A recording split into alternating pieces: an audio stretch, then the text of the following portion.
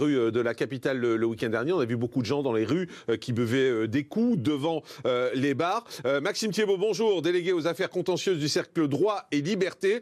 Pourquoi attaquer cette mesure ? Parce qu'elle est complètement absurde. En fait, on a l'impression que le préfet de police de Paris s'est réuni avec Madame Hidalgo pour choisir la mesure la plus absurde dans la situation qu'on connaît. Ce qu'on est en train de voir, c'est qu'ils veulent interdire la consommation d'alcool pour lutter contre le Covid. Or, on sait que ça ne sert à rien. Aujourd'hui, les rassemblements de plus de 6 personnes sont déjà interdits. Il n'y a pas besoin d'interdire la consommation d'alcool pour empêcher les gens de se rassembler. C'est complètement absurde. Au demeurant, on fait passer encore une fois le principe de précaution avant celui de la liberté. Et nos libertés fondamentales sont encore une fois atteintes. Ça devient totalement fatigant. Les Français en ont ras-le-bol.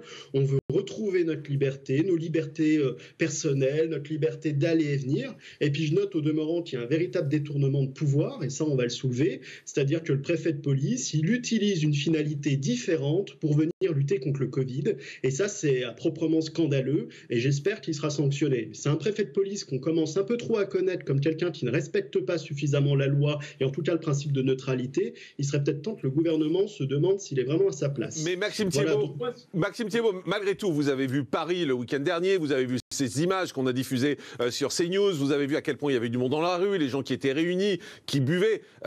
On sait bien que ça provoque un danger malgré tout. Et en quoi ? On n'a aucune preuve scientifique. Il n'y a strictement aucune preuve scientifique aujourd'hui que les rassemblements à l'extérieur... Des gens sans masque rassemblés ensemble, on sait bien qu'il y a un danger, on ne peut pas dire le contraire.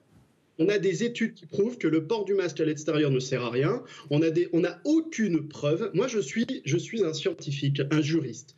La seule chose qui peut venir enfreindre mes libertés fondamentales, c'est une preuve scientifique comme quoi il y a une progression de la maladie. Aujourd'hui, ce n'est pas le cas. Il n'y a aucune preuve comme quoi à l'extérieur, quand vous êtes rassemblés à l'extérieur, vous avez des clusters. Il n'y a aucune preuve. Donc à partir du moment où il n'y a pas ces preuves-là, je ne vois pas pourquoi on viendrait enfreindre nos libertés. Docteur Jean-Michel Cohen. Alors, dire qu'il n'y a pas de preuves, c'est pas complètement faux. Mais ce qu'on sait, c'est que l'alcool, c'est un prétexte à faire une réunion de groupe, autour ou pas autour d'une table, sans masque évidemment, en buvant, en parlant, en riant. Donc on soupçonne qu'il y ait la possibilité d'une contamination. Là où vous avez raison, c'est de dire que le prétexte de l'alcool est comique. Il suffisait de fermer ces 2 rues qui avaient été un problème ou de faire une fermeture administrative des établissements qui servaient à boire.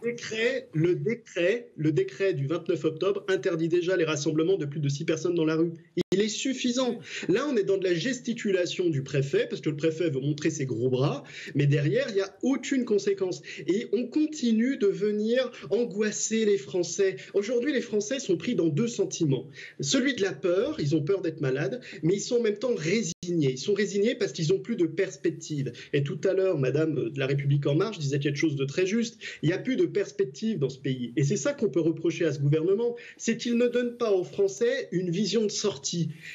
Quand vous voyez qu'aujourd'hui, Israël, qui a vacciné sa population, est capable de dire qu'au 5 avril, toutes les libertés vont être prises, que les gens vont être libres, eh bien, je peux vous dire que là, ça donne envie aux gens de pouvoir respecter, pourquoi pas, les mesures, ou en tout cas d'avoir une perspective. Mais aujourd'hui, on voit que les maladies psychologiques en France sont en train d'exploser. Ouais. On voit que, en fait, les conséquences des mesures de restriction sont pires que la maladie elle-même, sont pires que le Covid. Il y a plus de suicides, il y a plus de morts, des conséquences du Covid que du Covid lui-même. Et ça, c'est désastreux. Et moi, j'en appelle à la raison, j'en appelle à la justice. C'est-à-dire qu'un vrai gouvernement, il devrait faire preuve de justice et regarder avec prudence ce qui est nécessaire. Et ce qui est nécessaire aujourd'hui, c'est de donner une perspective aux Français et de leur rendre leur liberté. Et non pas de continuer comme ça sur la base de statistiques qui sont en plus pas tout à fait justes, de continuer de restreindre leur liberté. Merci beaucoup Maxime Thiébaut, délégué aux affaires contentieuses du Cercle Droit et Liberté. Je vous signale que dans un instant, on ira en direct en Israël justement pour faire le point sur